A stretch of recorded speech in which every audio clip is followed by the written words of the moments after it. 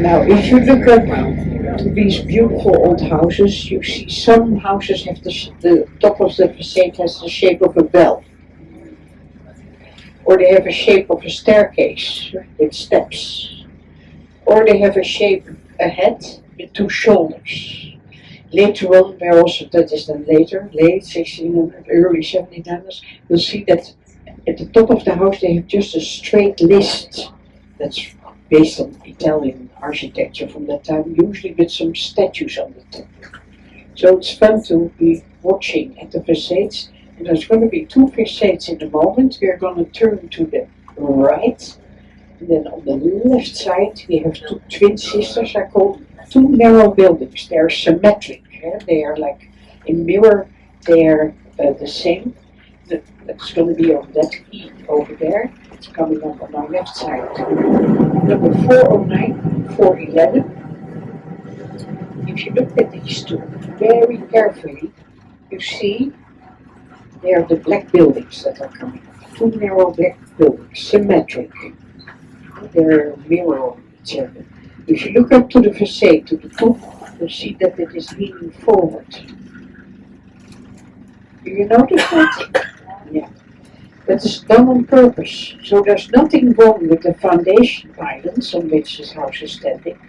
Why do they do that? If you regularly hoist hoods up and down along the facade, it doesn't go into the brick or your windows. So that is the reason why they do it. If they're leaning to the right or the left, that's bad news.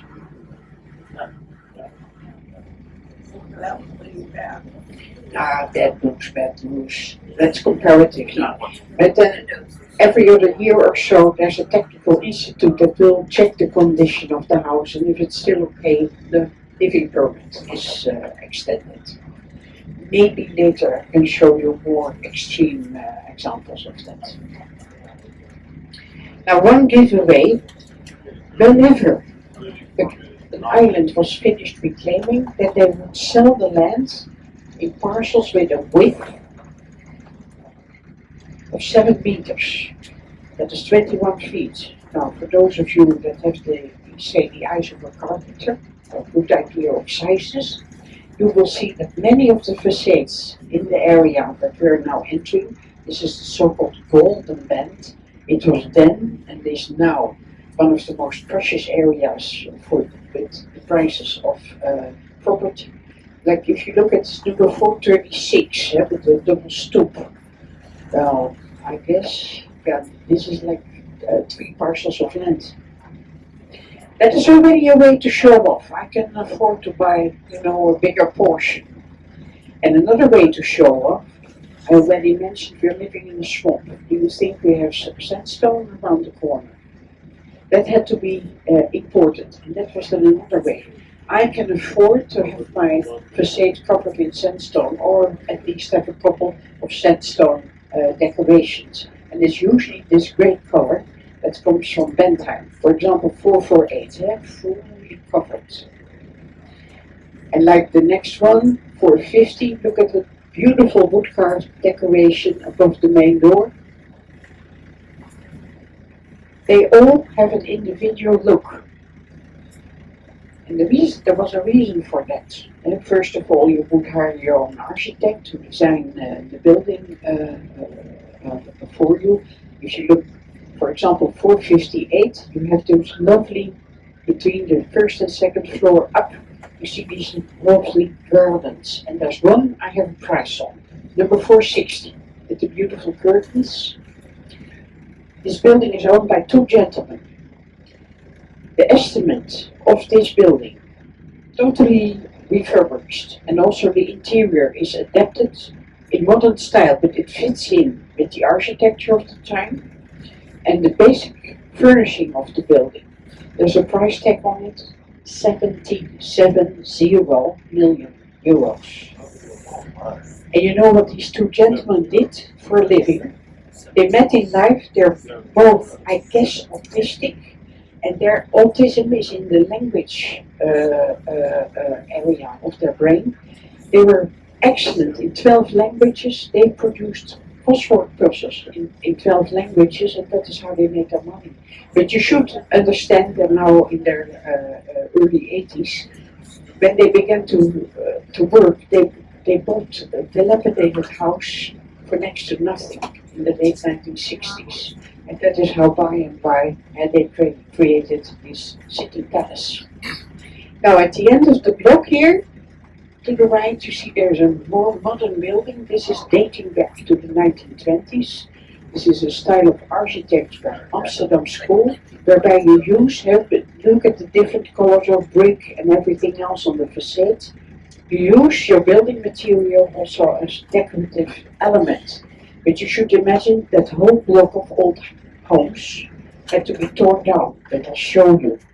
We still wonder what happened, because you're going to be passing by our White House. Now, what is our White House? That is here on the right hand side. It's number 1, 2, 3 from the corner.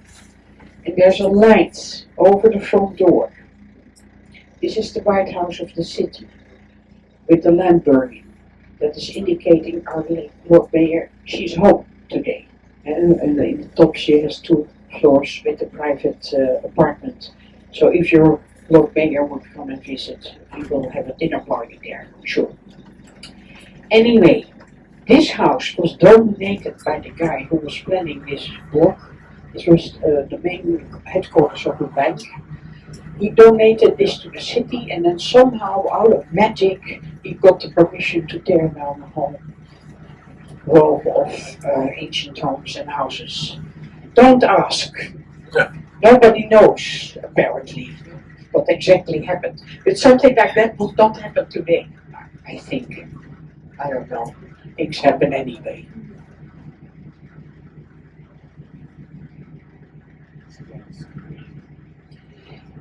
Now, buying one of these homes is, of course, you need a lot of money. It also takes a lot of money to maintain. Now, 520, for example, with a double stoop. If something in that double stoop would be broken and you would have to replace it, just to do that, to restore that, would be 120,000 euros.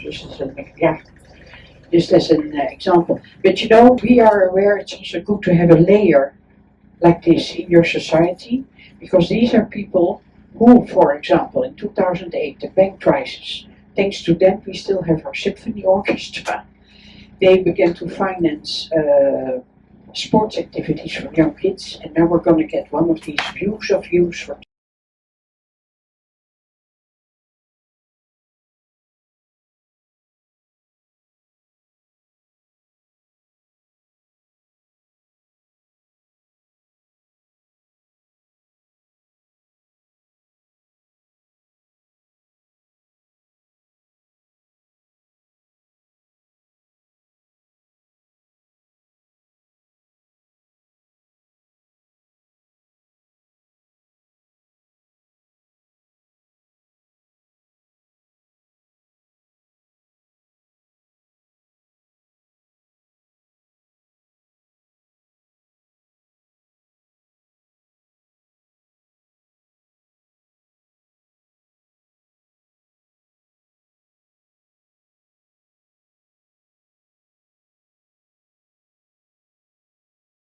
my dears, in about 15-20 minutes we're finishing the cruise. Did Mauro explain what's gonna happen when the cruise is over? It's like going into an ice cream parlor with too many tastes that say hello. can you do when we end the cruise? You either take the bus back to the ship, or we're ending at a diamond polishing company. You can go on a tour through the diamond polishing company, which is more interesting than you may think. They will tell you more about how the diamond trade started here in Amsterdam and what the technical developments were. Yeah, of course, they'll bring you on a showroom later on to show you the goodies that they produce. And then you will be on the second transfer. There's one at 10:15. That is for people wanting to go back immediately to the boat. And there's going to be a second one, 11:30. That is for those of you that do the diamonds, or maybe you want to go to a side street cafe, sit down, have a quiet coffee, watching the world go by. In the area of the diamond polishing place, you just have to make sure you're back at that point by 11:30 to catch the second transfer. And option number 4 is that you're going to be following one of us, and like I have the red flag with me, so for the red flag people, be my guest for a walk through the historic city center, and we're kind of going through an area that is not overrun by the tourists, if you what I'm saying. And I hope we can keep that a little bit like a secret. So on board I have people from the green group, so you will be joining Wilfred, and I'm going to do the red group. And when we start that is then the moment we're going to be using the listening devices, so have that ready by the time we're starting. You don't need to do that now, because it's going to be a bit of a break in the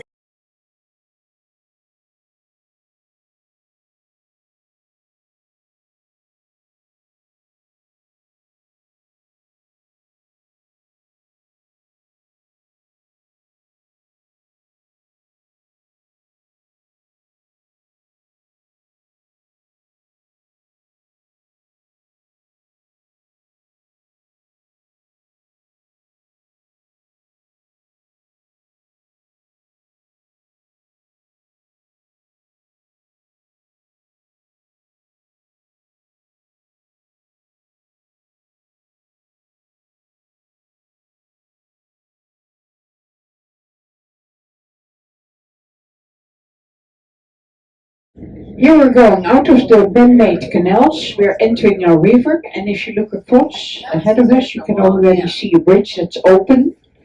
This one is open because they're doing some repair work in the area. And there's another one here to the left that's also a moving bridge. People nickname this the wrong way. They call it the skinning bridge. If I give you the name in Dutch, we call it the magere brug. Bridge. But that's not the story. There were 2 sisters. Their last name was Mager. One lived on one side, the other lived on the other side, and they had the money to have their own bridge built across the river, saving them the walk to visit each other. What do you do if you have too much money? Amazing things. We do it all the time with someone.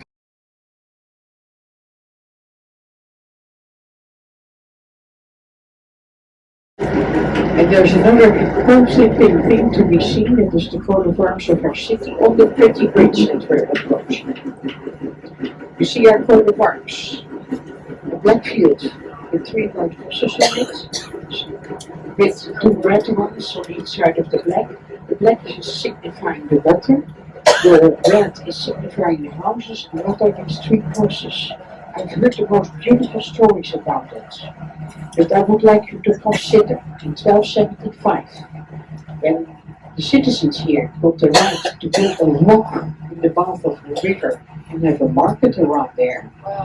There was a noble family of a lower rank administrating this area, and they had these 2 crosses in their coat of arms. So I think that is the real reason why we have these 3 crosses in our coat of arms. With the marble slabs, the white marble, this is our opera and ballet. And this brings me to a point. We're not such a big city, 900,000.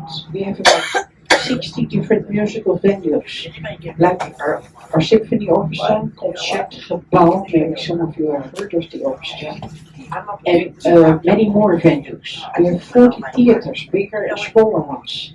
So I always say, maybe not on Monday night, but the rest of the week, throughout the seasons now, even in the summertime, with all kinds of cultural activities. You have heard of the Van Gogh Museum. Some of you will ask me about the Rijks Museum today, and I gave you some info on that this morning.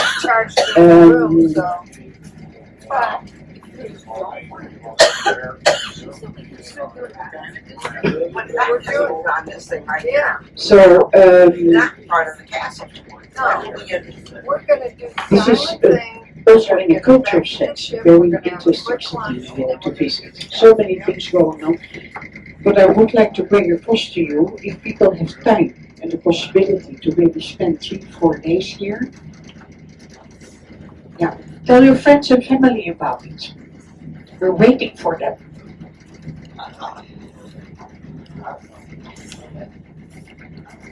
We're going to be sailing up to the river and the bridge, and then we're going to turn around. We're still here for a reason. If you look to the left side, you can see the Irish flag. That is at Mulligan's. That's an Irish pub. Left and right of Mulligan's, you will see houses leaning to the right or the left. That's bad news. We call them the dancing houses. That's here, that block that's coming up here on the left side.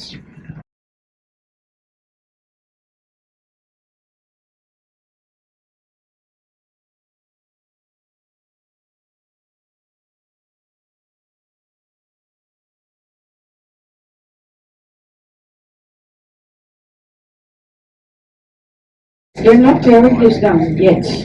That may be another 20, 30, 40 years. It depends how the whole system, because they're also balancing each other out.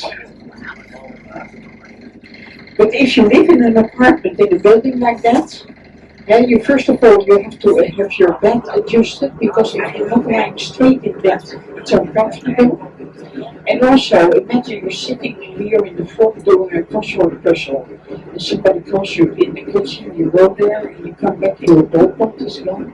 You always have to go to the lowest corner of the living room, that's where you're going to find it.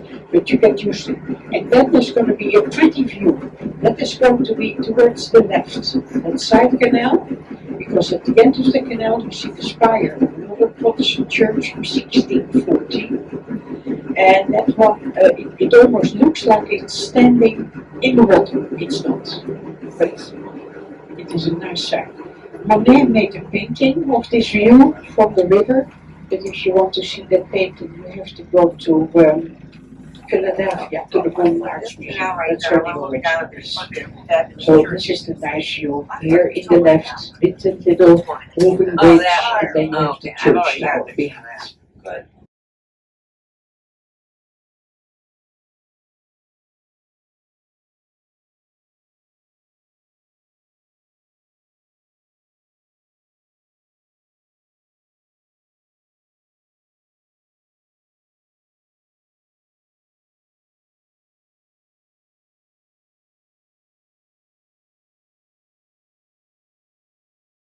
Now, in a minute, I'm going to ask you who of you would like to do the tour of the diamond polishing place.